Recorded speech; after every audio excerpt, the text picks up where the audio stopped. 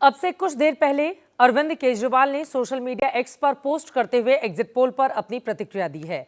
अपनी पोस्ट में केजरीवाल ने बीजेपी पर गंभीर आरोप लगाए। उनका कहना है कि पिछले 2 घंटे में उनके 16 उम्मीदवारों के पास फोन आ गए हैं। उनकी पार्टी के उम्मीदवार को आप छोड़कर बीजेपी में आने का ऑफर मिला है। केजरीवाल के मुताबिक इसके बदले आप विधायकों को 15-15 करोड़ रुपए देने का वादा किया गया है। केजरीवाल ने इस सोशल मीडिया पोस्ट में एग्जिट पोल के सर्वे को भी फर्जी करार दिया है। एग्जिट पोल का रुझान आप ही नहीं, विपक्षी गठबंधन के लिए भी खतरे का संकेत है। नतीजों से पहले हार का ठीकरा फोड़ने का सिलसिला भी शुरू हो गया है और ये लड़ाई फिलहाल लंबी दिखाई दे रही है क्योंकि कई राज्यों में इंडिया गठबंधन ही आमने सामने है।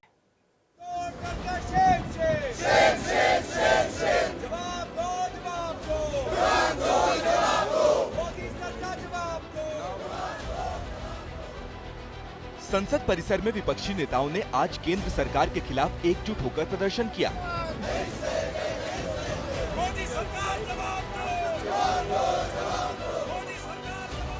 राहुल गांधी के नेतृत्व में नारेबाजी हुई।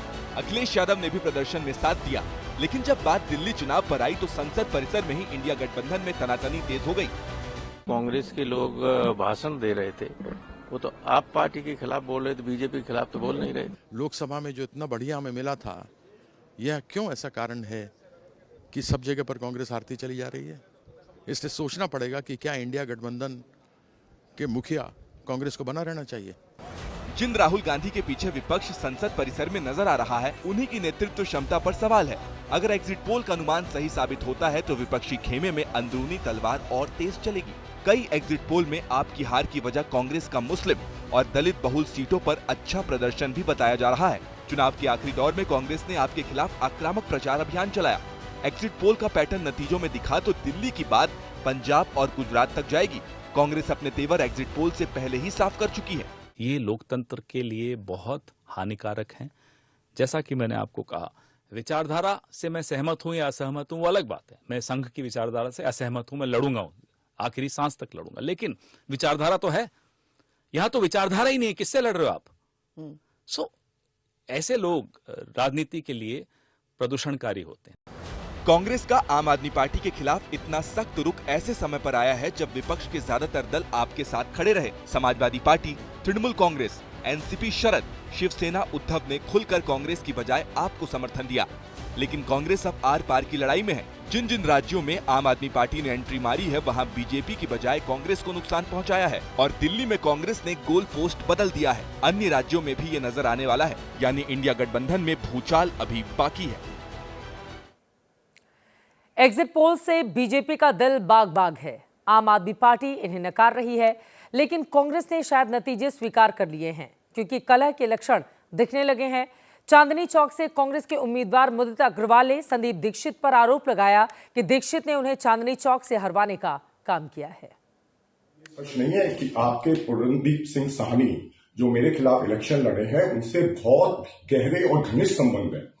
उनके कहने पे आपने अपनी बहन लतिका से क्या, जो जगत सिनेमा के ओनर हैं, उनको फोन नहीं करवाया था कि मुदित का ऑफिस यहां से हटाया जाए? आरोप प्रत्यारोप का दौर तो अभी जारी रहेगा, लेकिन ज्यादातर एग्जिट पोल का अनुमान अगर दिल्ली में सही साबित हुआ तो आम आदमी पार्टी अगर सत्ता से दरबदर हो गई तो आखिर कैसे और क्यों? खुद को आम आदमी की पार्टी कहलाने वाला राजनीतिक दल आखिर कैसे सत्ता से अब दूर होता हुआ दिखाई दे रहा है? भारतीय जनता पार्टी सत्ता में आने के रुझान अगर तैयार हुए हैं तो इसकी बड़ी वजह क्या है? बड़े कारण बताने वाली हमारी ये हमारी रिपोर्ट देखिए।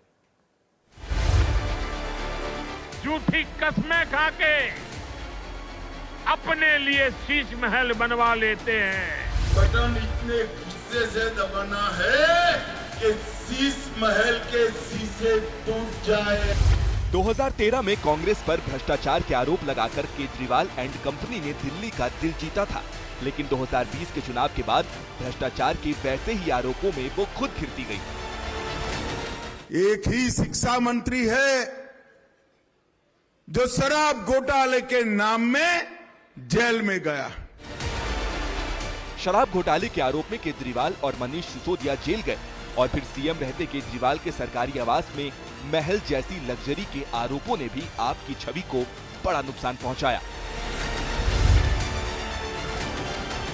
2013 में कांग्रेस से गठबंधन पर केजरीवाल ने जनता से माफी मांगी थी, लेकिन 2024 लोकसभा में कांग्रेस से दोबारा गठबंधन किया।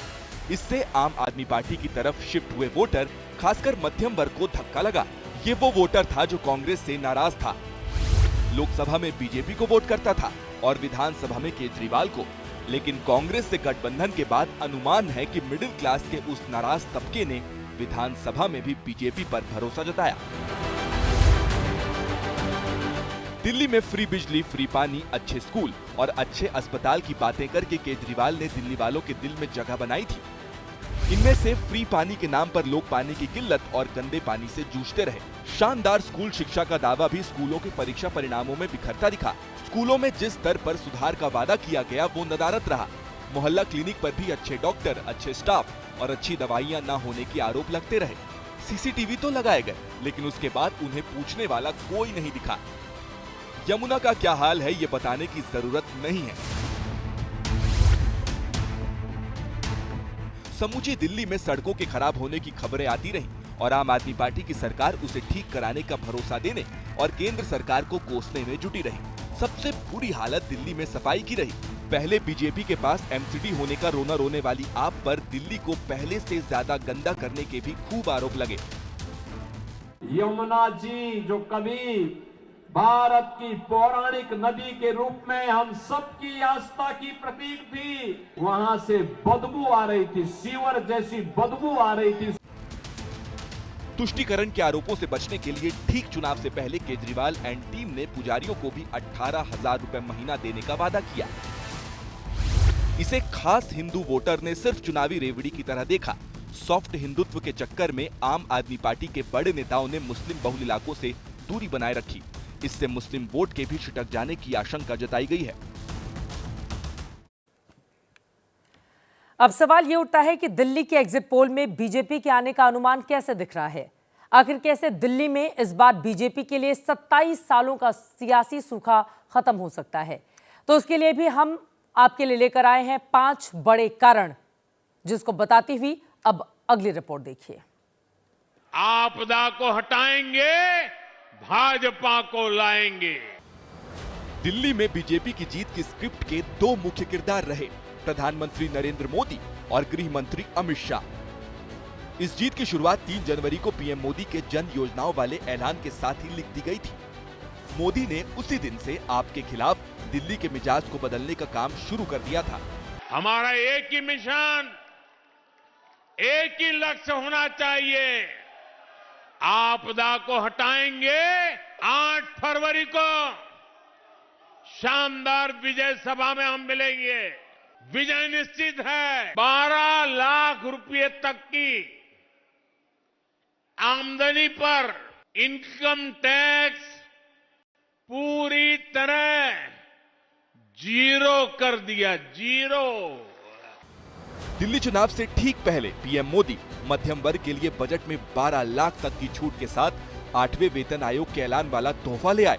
माना जा रहा है कि दिल्ली की कुल आबादी में 67% हिस्सेदारी की ताकत रखने वाला मिडिल क्लास मोदी के तोहफों का मुरीद हो गया और उसने दिल खोलकर मोदी के नाम पर बीजेपी पर वोट लुटाए। इतना बड़ा छूट देना बहुत अभूतपूर्व है। इससे बेहतरीन बजट की कल्पना हम नहीं कर सकते और न किया था।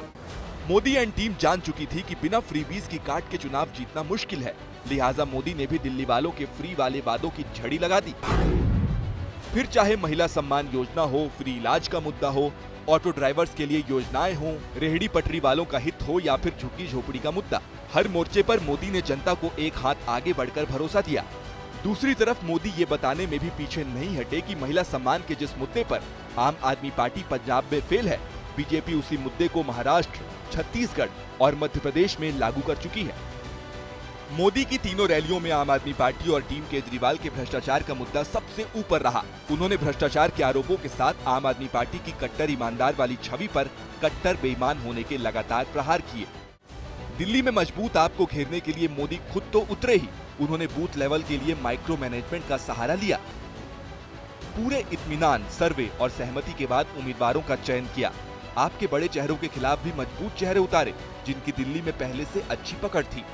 बड़े नेताओं से लेकर हर वर्ग के नेताओं को चुनाव कैंपेनिंग के लिए जमीन पर उतारा, लोकल मुद्दों को उभारा। ये माइक्रो मैनेजमेंट काम कर गया। पीएम मोदी ने दिल्ली में आम आदमी पार्टी के 11 साल के कार्यकाल को नाकामी भरा साबित करने की पूरी कोशिश की। उनको दिल्ली के लिए आपदा साबित करने का प्रयास किया। ये फॉर्मूला काम कर गया। आपदा को हटाएंगे, आपदा को हटाएंगे